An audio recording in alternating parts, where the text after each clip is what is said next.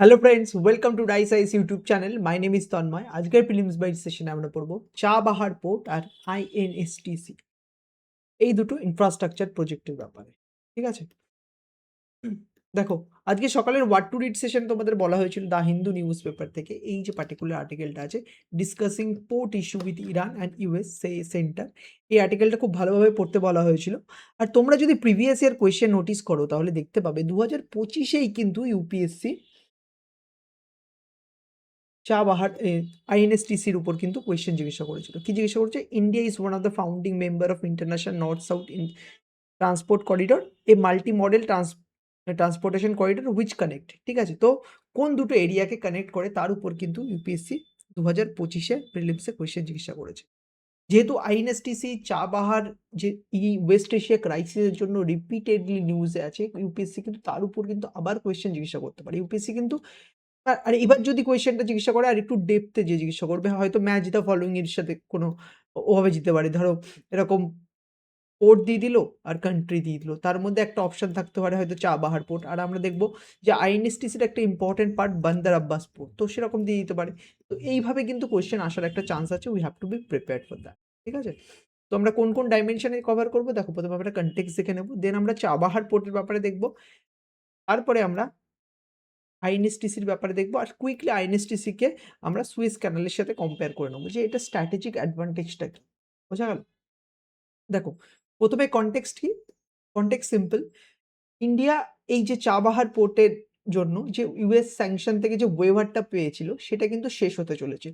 তো ইন্ডিয়া কি করছে? ইন্ডিয়ার যে এক্সটার্নাল অ্যাফেয়ার্স মিনিস্ট্রি আমাদের, তারা কিন্তু বোথ ইরান অ্যান্ড ইউএস এর সাথে কিন্তু এনগেজ হচ্ছে, যাতে এই যে প্রবলেমটা ক্রিয়েট হচ্ছে সেটাকে যাতে ম্যানুভার করতে পারে, সেটা থেকে যাতে ঠিকঠাকভাবে ম্যানেজ করতে পারে। ঠিক আছে, তো এটাই ছিল ওভারঅল কনটেক্সট। বাট আমাদের তো কনটেক্সটের থেকে যেটা বেশি সব থেকে ইম্পর্টেন্ট, যে চাবাহার পোর্টের ব্যাপারে কিছু বেসিক ডিটেলস। যেমন এটি কোথায় আছে, আগে একটা ছবিটা দেখে নাও। এ দেখো, এটা হচ্ছে ইন্ডিয়া আর এটা ইরান। দেখতে পাচ্ছ? এটা হচ্ছে ইন্ডিয়া আর এটা হচ্ছে ইরান। আর এই যে যেটা দেখছো এটাকে বলা হচ্ছে চাবাহার পোর্ট।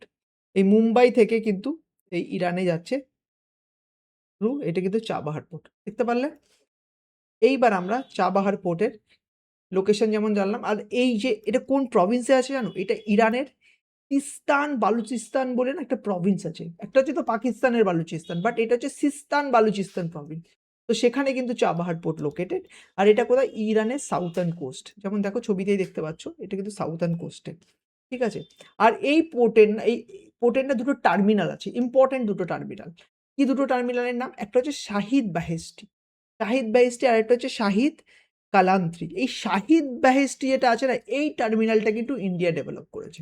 ঠিক আছে, আর এই যে টার্মিনাল, সেখানে হচ্ছে দেখো ইন্ডিয়ান পোর্ট গ্লোবাল লিমিটেড, এই যে পার্টিকুলার যে কোম্পানিটা আছে সেটা কিন্তু এই টার্মিনালটা অপারেট করে। আর 10 ইয়ারের অ্যাগ্রিমেন্ট কিন্তু এই টার্মিনালটা নেওয়া হয়েছিল।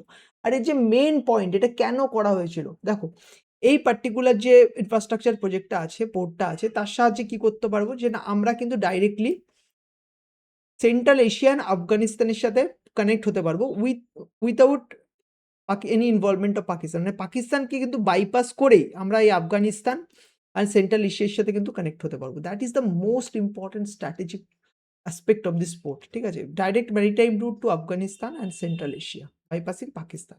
ঠিক আছে, আরেকটা জিনিস মনে রাখবে, এটার আরেকটি স্ট্র্যাটেজিক ডাইমেনশন আছে, যে আমরা কিন্তু ওই পাকিস্তানের যে গোয়াদার পোর্ট আছে, আমরা যেখানে দেখেছি যে চাইনিজ প্রচুর ইনভেস্টমেন্ট কিন্তু আছে, এটা also part of CPEC, China Pakistan economic corridor. ঠিক আছে, তো এই গোয়াদারকে কিন্তু কাউন্টার করার জন্য কিন্তু এই চাবাহার পোর্টের কিন্তু একটা স্ট্র্যাটেজিক ইম্পর্টেন্স আছে। ঠিক আছে, বোঝা গেল? আর এই যে প্রক্সিমিটি টু গোয়াদার, যেমন বললাম 170 kilometre West of Pakistan Gwadar. বোঝা গেল? আরেকটা জিনিস এটা মনে করবে, যে এইটা কিন্তু স্টেট অফ হরমুজের, ধরো আগে তোমার চাবাহার পোর্ট আছে, তারপরে ওটাকে পার করে কিন্তু তোমার ওখান থেকে স্টেট অফ হরমুজে যেতে হয়। এটা কিন্তু স্টেটাস মানে পার্সিয়ান গালফের মধ্যে পুরোপুরি না কিন্তু চাবাহার পোর্ট। তো লোকেশনটা কিন্তু ইম্পর্টেন্ট। এটা দেখো এইখানটায় কিন্তু স্টেট অফ হরমুজ আসছে, আর এখানটায় কিন্তু Chabahar port. Got it? Clear? এইবার আমরা যেটা দেখবো, আরেকটি যে ইম্পর্টেন্ট ট্রান্সপোর্ট করিডর বা ইনফ্রাস্ট্রাকচার করিডর আছে, সেটার ব্যাপারে দেখবো আইএনএসটিসি। পুরো নাম কি? International north south transport corridor. ঠিক আছে, এটা কি? এটা কিন্তু একটা মাল্টি মডেল নেটওয়ার্ক। কিন্তু মাল্টি মডেল নেটওয়ার্ক মানে কি বলতো?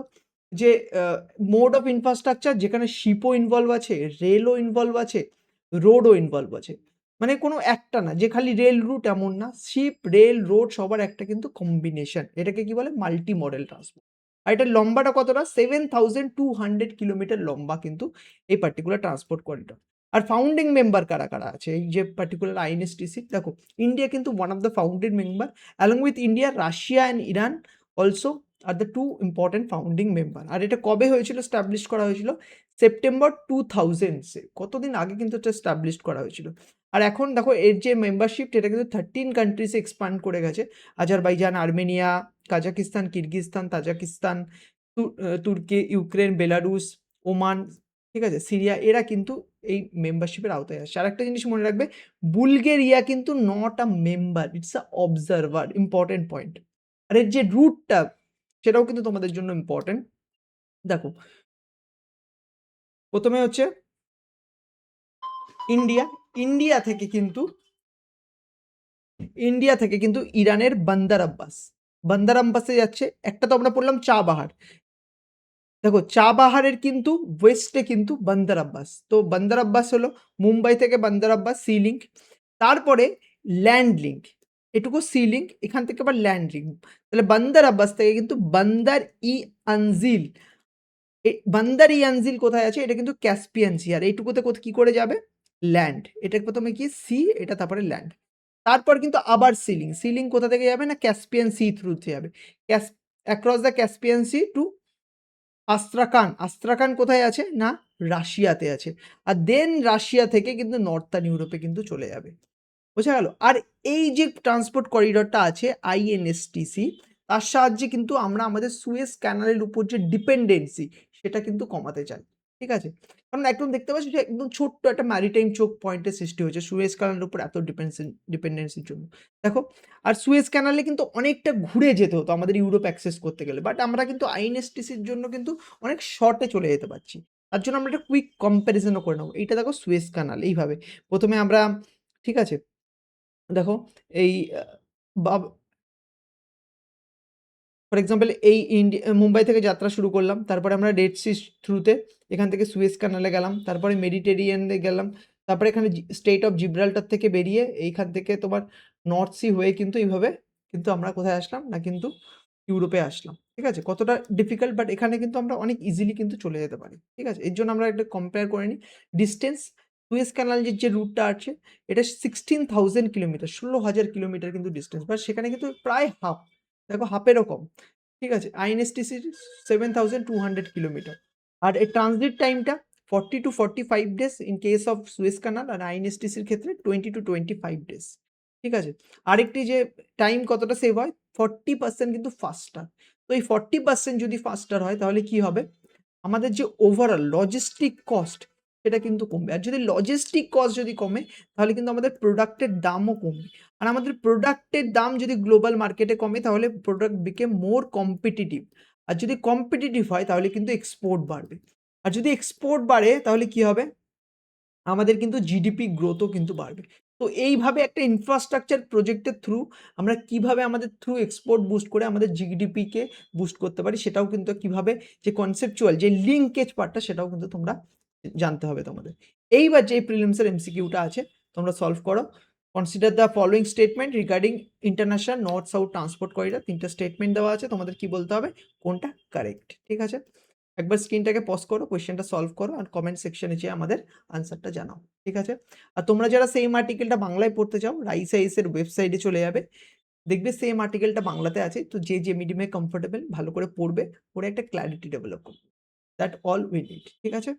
Thank you so much for attending this particular discussion and all the very best for your upcoming prelims exam. Thank you.